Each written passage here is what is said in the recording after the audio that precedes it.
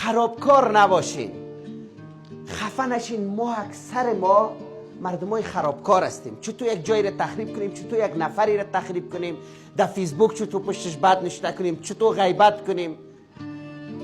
بیاین تعمیر کردن یاد بگیریم، ساختن یاد بگیریم. اگر مشکل پیش آمده حل مشکل یاد بگیریم، پرستش دادن به هم دیگر یاد بگیریم. حتی یک کسی را میبینیم کج را میره، راه درست چطور نشانش بدیم. تک ما بیایم یک دو تا دیگام بزنیم، سرش ششخندی کنیم، حالش خراب کنیم. اما در این وطن تو راست را میری برای چا میکنن. کوشش کنیم همیشه دید اصلاحی برای زندگی داشته باشیم. با جای انتقاد کردن آمتا کوشش کنیم اصلاح.